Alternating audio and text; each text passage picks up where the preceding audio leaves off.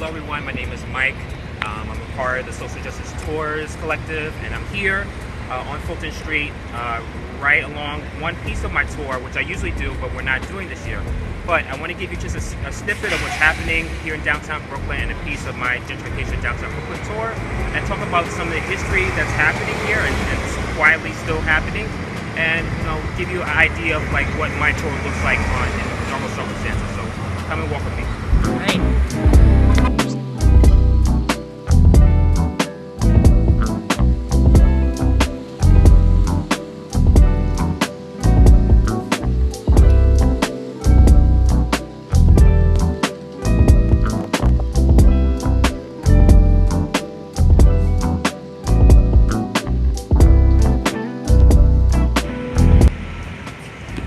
Here in Duffel Street, which is a relatively short street, which is historically residential, but you can kind of see the difference in terms of what this looks like now versus what this looked like before the rezoning.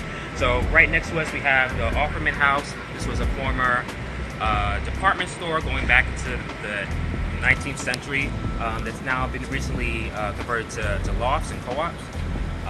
Further up we have another residential building here. Basically brand new. We have this blue building that's sticking out, which is now going to be one of the first actual office buildings in downtown Brooklyn. And then next to it we have another hotel building. But in the midst of all this construction, it's most people don't realize that this street was actually a pivotal part of the Underground Railroad here in Brooklyn. And so I'm going to take you to one of the last buildings that's standing from that era, which is 227 Duffield, right this way.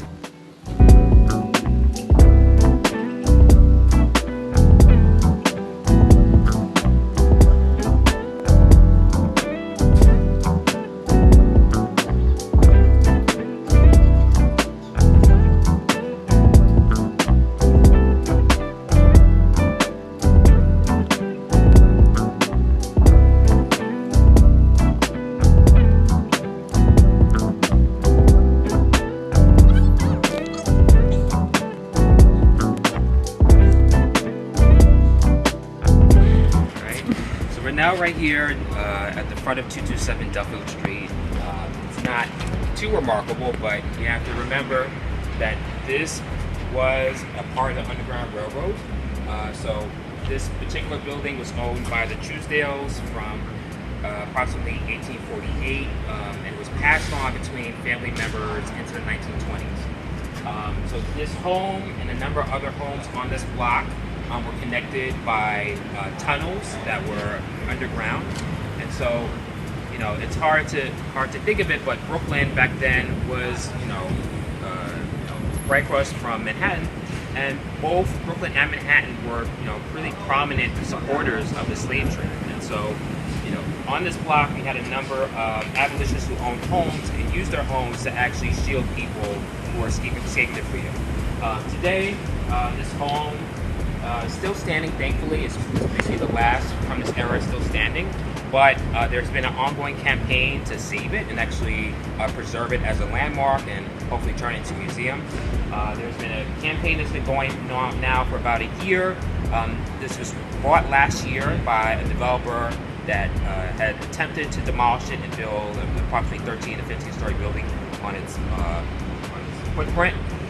Thankfully, we've been able to kind of thwart him in those, efforts, and coming soon, it might be coming down from the Landmark Preservation Commission that this building will actually be a landmark, and hopefully work will happen to actually renovate it and actually turn it into a museum that serves people. On that note, let's keep going.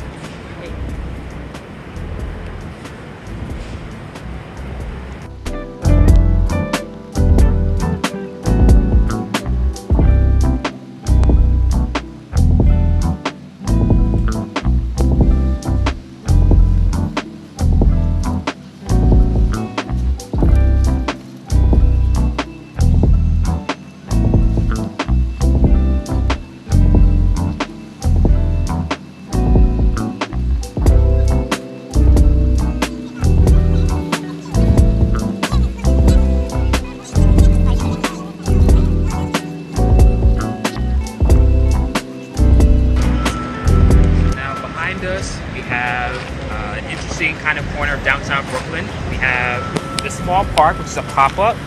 This park has been part of the plan to rezone downtown Brooklyn. This was originally supposed to be a public park to kind of match, I guess, the development that's happening around it. So we have a hotel right across the street. This huge one? Yes. Yeah. Sheraton. And it's also a residential building. So this is the Ava Dobro, and we have the Sheraton right here, right next to it. Behind us, we have one of the first actual office towers that's being built. This is rezoning in 2004. You also can see that it's gated off, and so originally this was supposed to be a garage and a public park on top of it. And then behind us, or behind me, we have basically 3 relatively new developments that are going up. 2 we can see. There's another one that I'll show you when we get down to Flatbush Avenue. So we have the Brooklyn Point, which is it's almost complete. It's finishing up right now. It's just topped off. Next to it, you have City Point and the 2 residential buildings on top of it.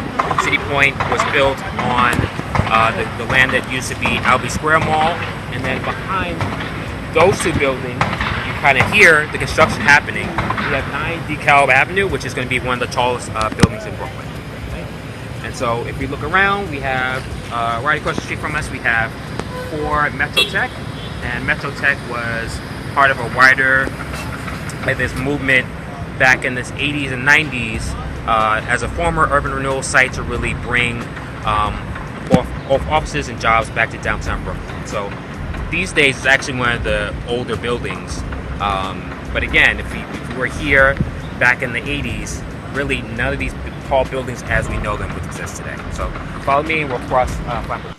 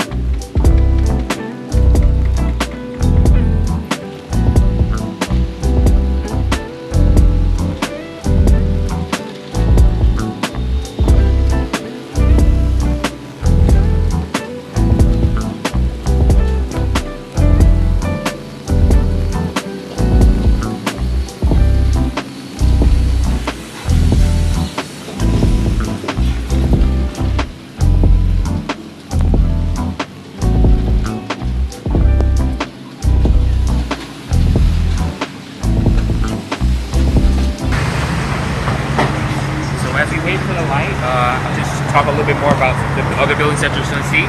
So you can see that there are a number of towers now along Flatbush Avenue. A lot of these were made possible after the 2004 downtown Brooklyn rezoning, and so basically it turned really Flatbush Avenue as this corridor for significant residential construction. We have right here the Torrent, which was finished in 2010. Behind it, we have the Oro that was finished about 2011. And so if we count all the different units that have been built along Flatbush Avenue since the rezoning, we're looking at close anywhere from about 5,000 to 10,000 new apartments. And so, when the rezoning was first kind of announced to the public and talked about by both the local community board and city council, the idea was to have office buildings. And, that was the plan, and then you had the 2008 real estate bubble crashes, and a lot of those plans really turned to residential, which kind of show, I guess, the framework of how I think a lot of times large real estate developments have plans, and they ultimately kind of change based off of market demands. It also, particularly in this moment of COVID, office towers are largely empty.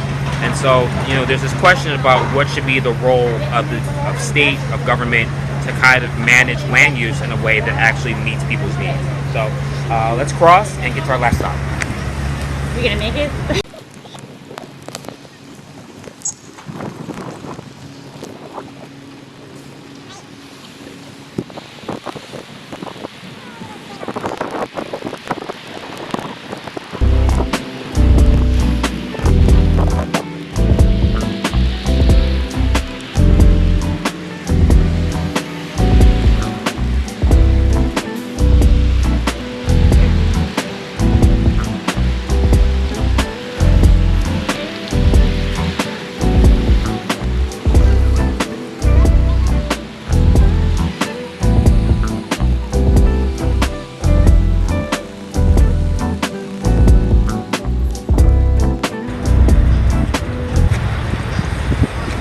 we're here at the last stop for this video. So we're at the intersection of Flatbush and Fleet, right on top of the Dekalb Avenue train stop.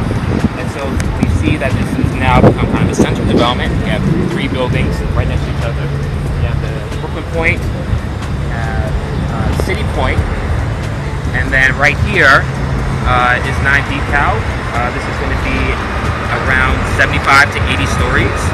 And basically it's an increasing policy by government to really kind of center both really dense development along train lines and along transit lines, but also, just looking back into like the original purpose of this rezoning, just the ways in which kind of the city predicted that we would get office space. Instead we have almost exclusively residential, and so today there's actually a policy called mandatory inclusionary housing that requires developments like these to have some sort of percentage of affordable housing. But the question is that enough?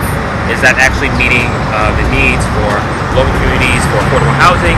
And if not, how do we use, I think, private investment that's coming to Brooklyn, coming to other parts of the city in a way that actually meets local community needs? So thank you all for walking with me today. My name is Mike. I'm from Social Justice Tours.